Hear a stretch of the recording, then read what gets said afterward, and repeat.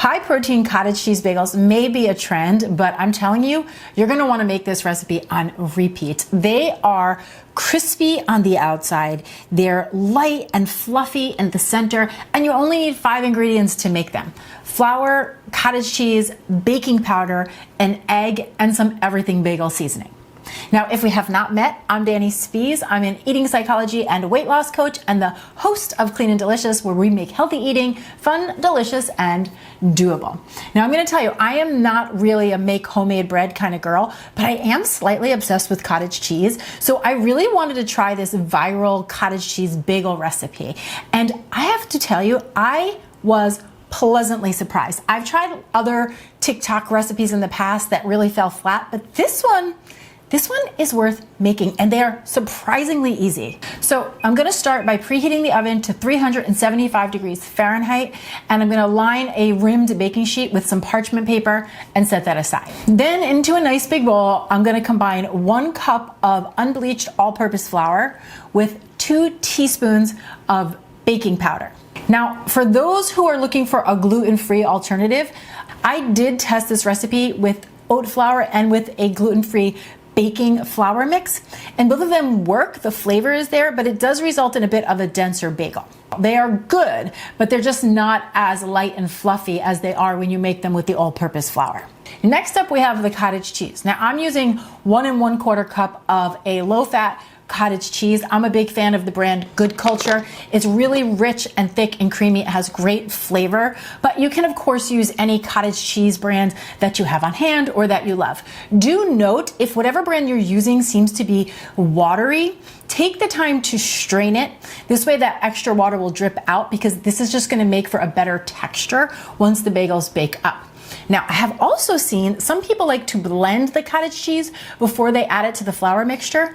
Personally, I prefer to leave the curds, because those little curds just create a better texture once the bagel is baked up. It creates like these little craters and pockets throughout the bagel, which I personally think are divine. Now, from here, I'm just gonna use a rubber spatula and start to mix the cottage cheese into the flour mixture. I have attempted this with my hands, but it gets really messy really fast. So I suggest that you use a rubber spatula, just like I've got here, and you're just gonna keep working it until the bowl looks like it has a bunch of like wet crumbles in the bottom. You can see how it's just starting to look crumbly. It's not yet all in one big ball, but you can see these crumbles are starting to form. Then once it looks like this, I like to put a little bit of flour on my hands and then just pull it together and start to knead it until it forms into a ball. It's gonna be a little bit sticky, a little bit doughy, totally fine, don't worry about it. That's what the extra flour is gonna help with.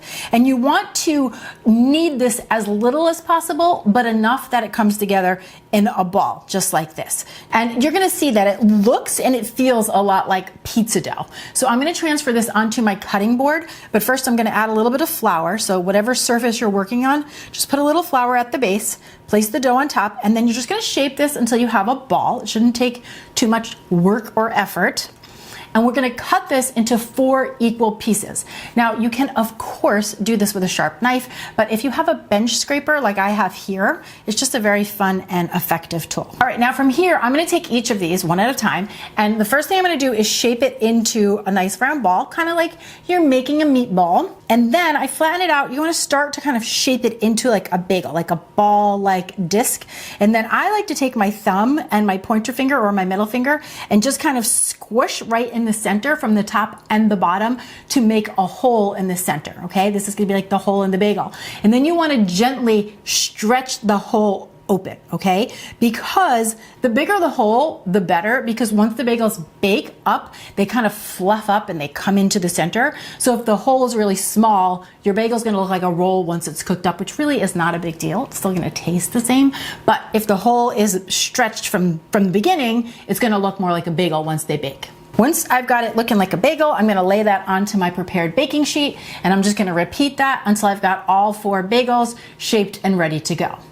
Okay, once I have all 4 bagels shaped and ready to go, I'm gonna create a quick egg wash. All that is 1 cracked egg. We're gonna whisk that really well. That's gonna get brushed on the outside of the bagels. And then think about how you wanna season your bagels. I'm using an everything bagel seasoning, but you could use sesame seeds, poppy seeds, onion flakes, big chunky salt flakes, whatever you like when you eat your bagels. That's what you go with. Now, I do recommend putting a good generous amount of that seasoning in a wide, shallow bowl, because I find it easier to dip the bagel than to sprinkle the toppings over. And I'm gonna show you right now, okay? So this is what I have learned from trial and error. Number 1, if you like a lot of flavor, you wanna season the top and the bottom of the bagel. So I start with the bottom. I just do a light egg wash on the bottom, and then I dip that into the seasoning. And then I gently pick it up, egg wash over the top, a little bit on the sides too, because I'm a flavor girl. And then I put it back into the seasoning. And I really even like to get the sides. So I like gently roll it around to really get every bite of that bagel well flavored. But you don't have to do that. You could just do the top or just the top and the bottom, whatever lights you up. Okay, once all of the bagels are seasoned, I'm gonna pop them into that 375-degree oven for 25 to 30 minutes. So while that's in the oven, let's chat about why somebody would make a cottage cheese bagel in the first place. The way I see it is, it's either 1, you just think it's fun to experiment with viral TikTok recipes. I'd be one of those people. 2, you're looking for fun ways to bump up the protein content in your diet, and this is definitely a way to do that. Or 3, maybe you're working on health and or weight loss goals, and you're looking for easy ways to level up the quality of the foods that you're eating. Which brings up an important point in my mind, and that is that food should be your friend, right? Food is fuel. It should be fun and energizing. And something I found with my own journey when I was really in the struggles of weight loss and with women that I work with, it's that oftentimes it's less about the food we're eating and it's more about our mindset. It's more about the psychology of eating that needs our attention and that we have to figure out for ourselves. So if you're somebody who's been on a weight loss journey and you feel like you're stuck or you're running in circles, then you should definitely check out my monthly membership. It is called the Don't Diet, and this is the kind of work we do. We really dive deep into the mindset, into the psychology of eating, so we can get you unstuck and working towards those goals with clarity and ease. So I'll leave a link for you down in the description box below if you want to check that out. Now you're gonna know that your bagels are done because they are gonna be golden brown over the top and your kitchen is gonna start to smell really good. That's kind of the rule of thumb with any baked good. When the kitchen starts to smell like you wanna take a bite out of the air, whatever's in the oven is just about done.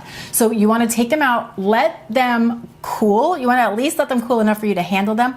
But in a perfect world, I would recommend letting them cool down to room temperature. You're gonna see that they are crispy on the outside, but then when you slice them in half, they're really light and airy and fluffy in the center. And they're just the perfect base for so many different things. You can go super simple, a little butter, a little cream cheese, but I love to use them as a base for different sandwiches. I have a breakfast sammie where I'll sear up some ham and then I'll layer that onto the bagel, and then I scramble up some eggs or egg whites and top it with one of those thin slices of cheddar cheese, layer that on top, and it's such a simple, quick, and delicious breakfast option that is packed with protein. And then a lunch I find myself making on repeat is I will take one of these Laughing Cow cheeses, I'll spread that over the bottom of the bagel, layer on some arugula, then I'll put some turkey over the top, a little bit of avocado. You could do more arugula if you please, and then pop that lid on. And again, you have this really simple, really quick, delicious, high protein lunch idea that comes together in just minutes. Now, as for storage, you could put them in an airtight container. I like to line it with some parchment paper, especially between layers. And then I leave this in the fridge for up to 5 days. Happy in the fridge if they even last that long. If you wanted to, you could also store them in the freezer, in which case I would individually wrap each one and then put them into a freezer safe bag, and they will last for months. But if your house is anything like our house, they probably won't make it past a few days because they are just that good. So I am super excited for you to make them. And should you love cottage cheese as much as I do, you're definitely gonna wanna watch this video next, because I am sharing 5 recipes that all highlight cottage cheese and you would never even know that it's in there. So fun and so delicious. So I'll see you over there.